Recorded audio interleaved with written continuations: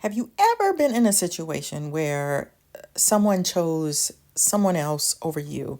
And I can guarantee you every time you're like, why? That person isn't as attractive as me. They're not as successful as me. They don't have the personality that I have. Their life is a mess.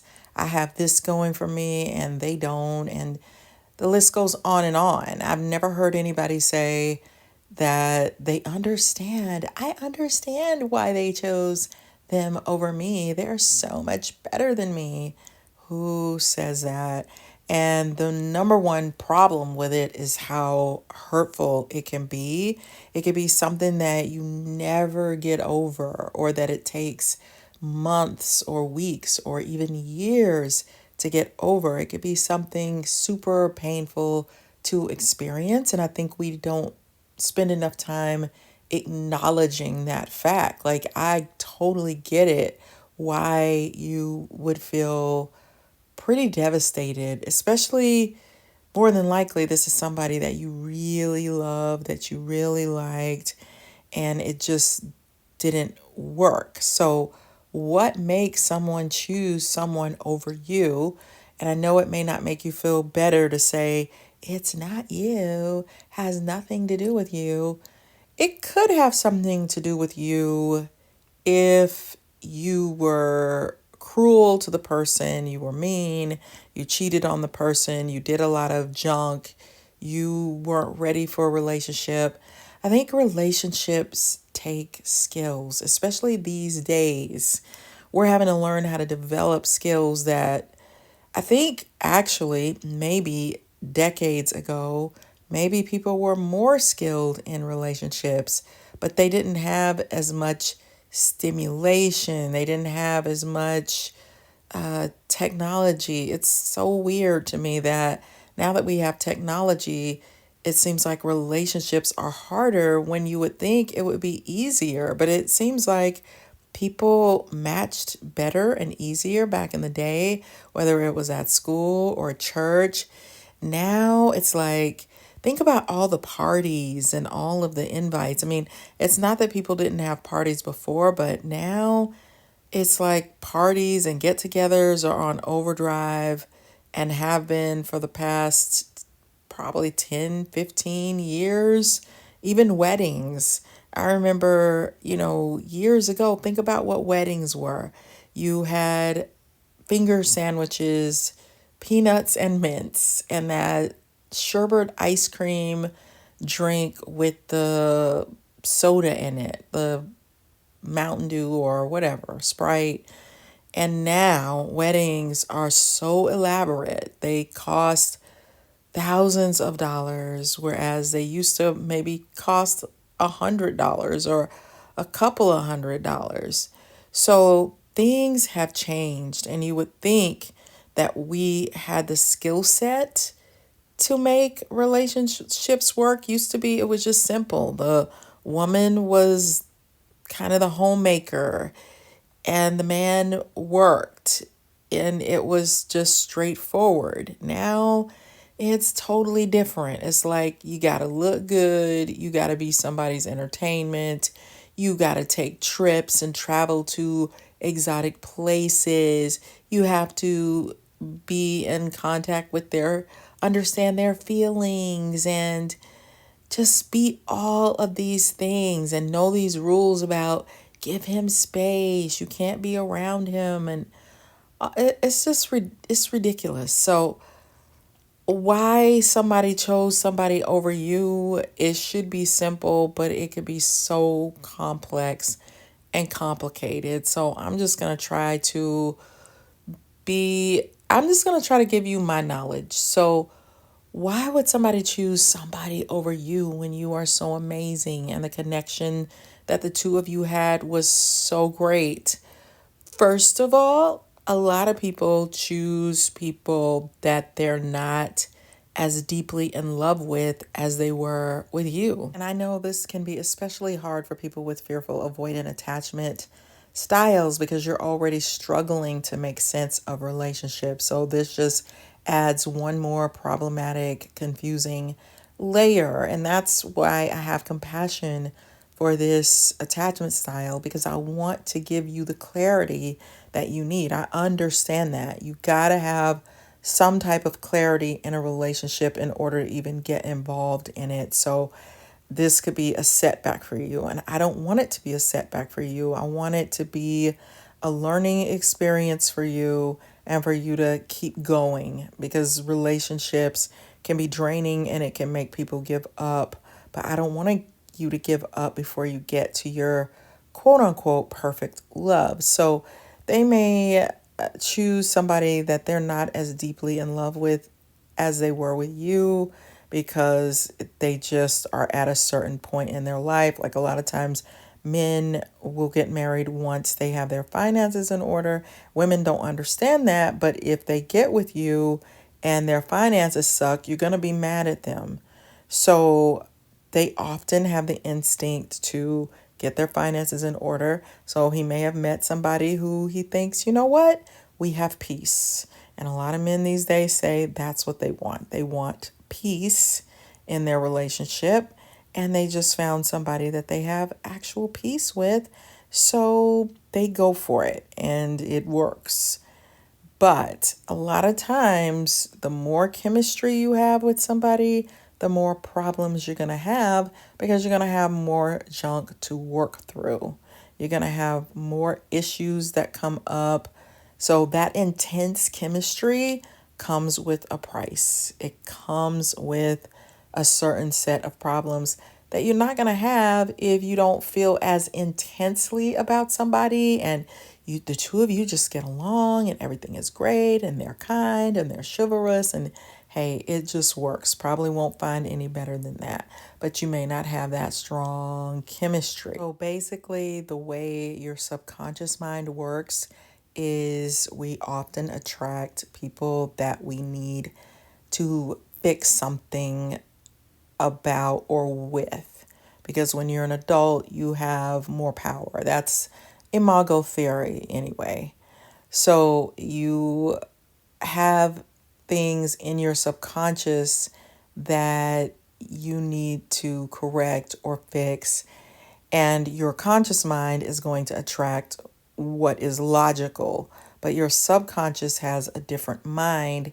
It's going for, you know what, my father abandoned me, so I'm going to pick a man who's going to abandon me to some degree. So the person may reject you and pick somebody else because there's no problem to fix.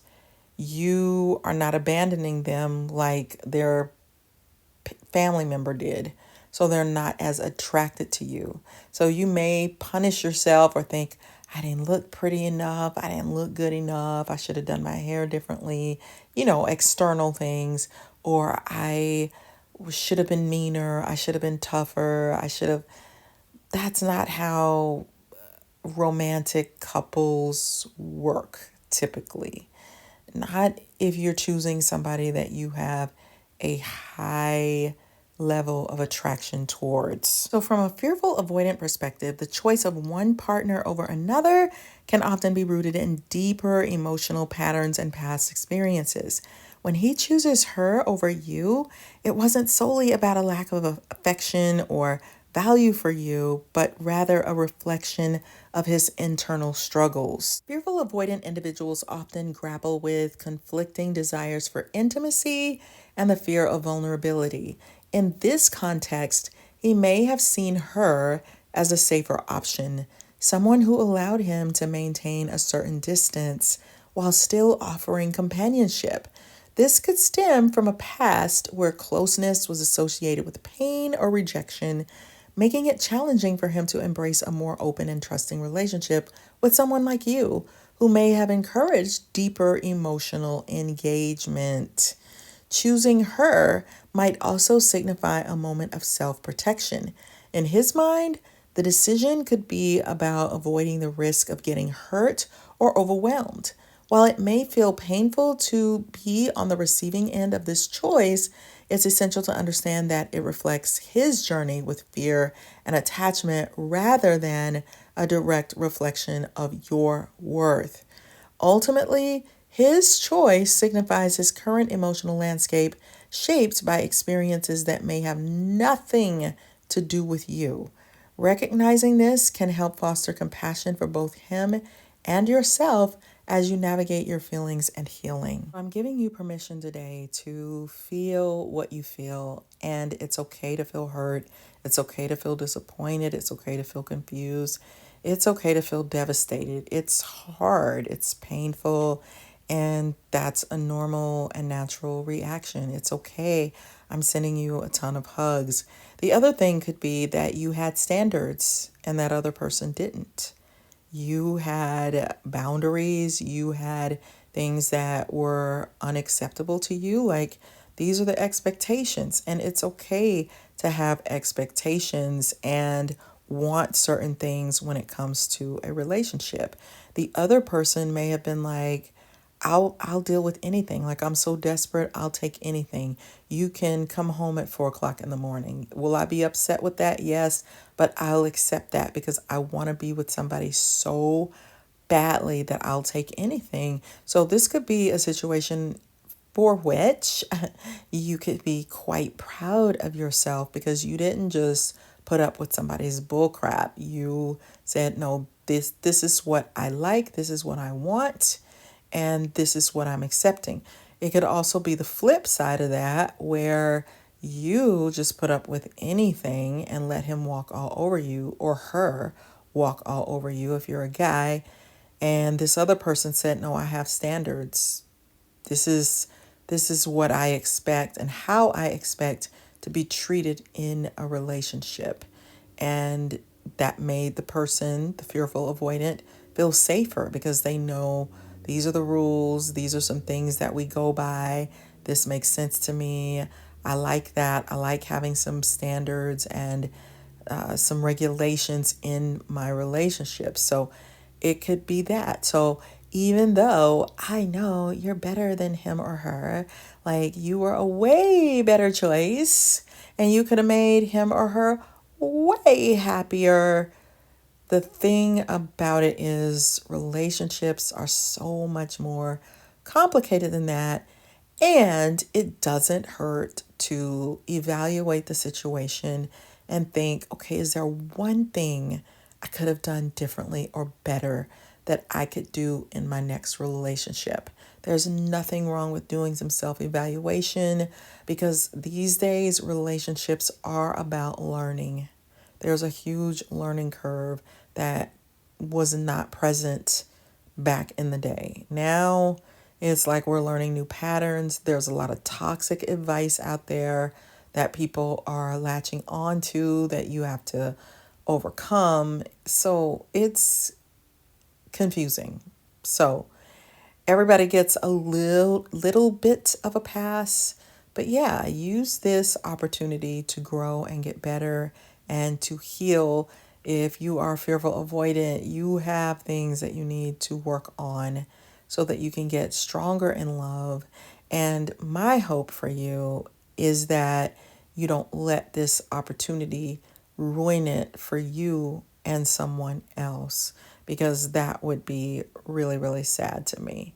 I watched a video recently where this guy was talking about how horrible this person that he married was, that she was just horrible. She treated him badly. She was immature.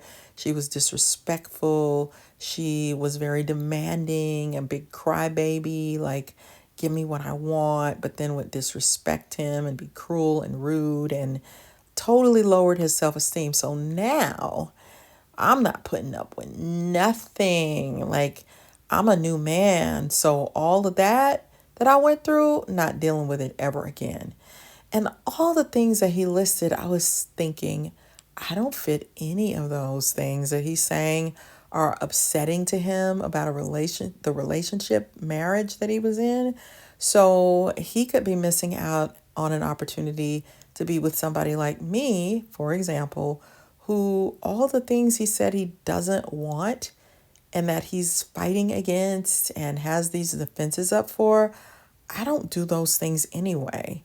So you want to be careful that you're not projecting what one person did to you onto somebody who is totally different, totally moral. And not only that, here's a pro tip.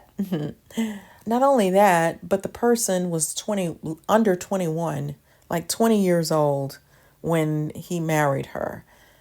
How much do you know at that age? You don't, I mean, unless you are just incredibly lucky, you are still learning in your relationships. I think back to when I was 20 and I think of some of the silly things I did in relationships that are just absurd because I didn't know. I was modeling after toxic relationships that I'd seen on TV. How in the world am I going to know that? And also, a lot of times, sometimes, relationships are as mature as the two people were in them when they started. So they could have been 35 when they got a divorce and they were still doing 20-year-old things because that's how it works. So be careful of that. Please don't let this be a total setback for you if you're fearful. Avoidant attachment style, just use it to continue healing. So if you need more, then I definitely want you to check out my 3 books. They're all on topics that can help you in relationships. One of them is Flip the Script on Love. The other is The Workplace Narcissist, about a very high level narcissist who people are very attracted to. You need to be careful with. And then it helps as a fearful avoidant attachment style to understand the 16 Myers-Briggs personality types, because then you know why this person is so spontaneous or why this person is so rigid. It gives you insight. So I'll put the link to all my books in the description. And I just want to thank you guys for going on this journey with me. Thank you for the comments that you've given me, whether they've been tough or nice or whatever. It helps me. We're in this together. So I appreciate you so much. Be sure to subscribe so that we can keep doing this together. And I'll see you on the next video. Bye.